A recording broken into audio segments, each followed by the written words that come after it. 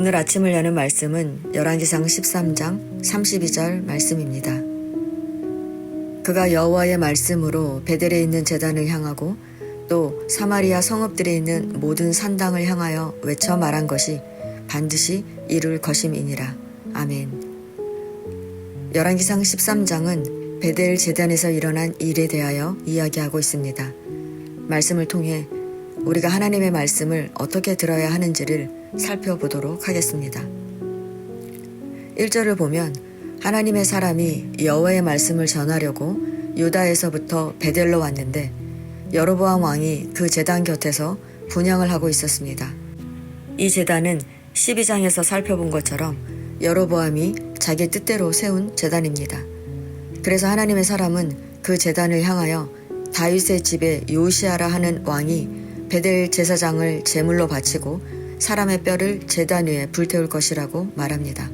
그 증표로 하나님의 사람이 이 제단이 갈라지고 그 위에 있는 재가 쏟아질 것이라고 말하자 여로보암 왕이 손을 펴서 하나님의 사람을 체포하라고 명령을 내립니다. 그러자 그의 손이 말라 마비가 되어 다시 오므릴 수 없게 되었습니다. 그리고 하나님의 사람의 말대로 제단이 갈라지며 재가 제단에서 쏟아졌습니다.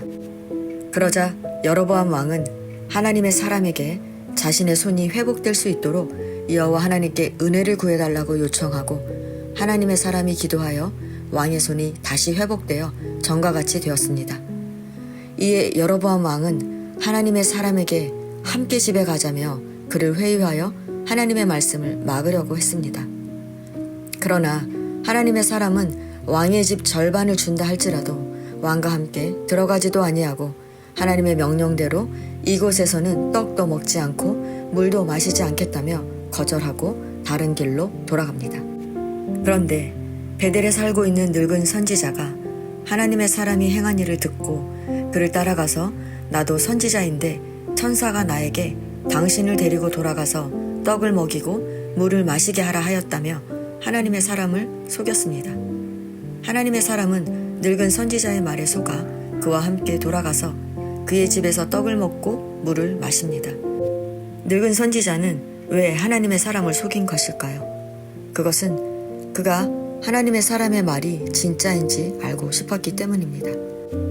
하나님의 사람이 떡을 먹고 물을 마시자 늙은 선지자에게 하나님의 말씀이 임하여 하나님의 사람에게 내가 여호와의 명령을 지키지 아니하였으니 내 시체가 내 조상의 묘실에 들어가지 못하리라고 말합니다. 결국 하나님의 사람은 하나님의 말씀대로 가는 길에 사자를 만나 죽게 됩니다. 성도 여러분, 우리는 하나님의 사람이 여로보암 왕의 회유는 단호히 거절했는데 왜 늙은 선지자의 말에는 쉽게 속아 넘어갔는지 이해가 되지 않습니다. 그러나 여기서 우리가 주목해야 할 것은 늙은 선지자입니다. 선지자가 늙었다는 것은 나이가 많다는 말이 아니라 베델에서 어떤 책임을 맡은 지도자급 인물이라는 것입니다. 아모스 7장에 보면 유다에 살던 아모스가 베델에 가서 하나님의 말씀에 따라 심판을 예언했을 때 베델의 제사장 아마샤가 제지하자 아모스는 너는 이스라엘에 대해 예언하지 말며 경고하지 말라. 너는 죽을 것이며 이스라엘은 반드시 사로잡혀 그의 땅에서 떠나리라는 말씀을 전했습니다. 즉 여로보암 마음대로 세운 제사장이 얼마나 영적이지 못한지 아니 죄 가운데 있음을 드러내고 있는 것입니다. 늙은 선지자도 그렇다는 것입니다. 그런데 하나님은 그런 늙은 선지자에게도 기회를 주십니다.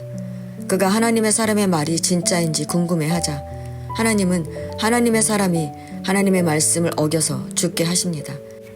무엇이 하나님의 말씀인지 분별하지 못했던 늙은 선지자는 자기의 속임에 넘어가 하나님의 사람이 죽게 되자 하나님의 말씀이 진짜임을 깨닫습니다. 그래서 하나님의 사람이 여호와의 말씀으로 베델에 있는 제단을 향하고 또 사마리아 성읍들에 있는 모든 산당을 향하여 외쳐 말한 것이 반드시 이룰 것이라고 말합니다. 우리는 하나님의 사람이 왜 늙은 선지자에게 속아 죽었을까 생각합니다. 그러나 그 죽음으로 인해 늙은 선지자는 변화되었습니다. 이렇게 하나님은 죄 가운데 있는 우리를 살리려고 기회를 주십니다. 그러나 우리는 어떻게 살아가고 있습니까?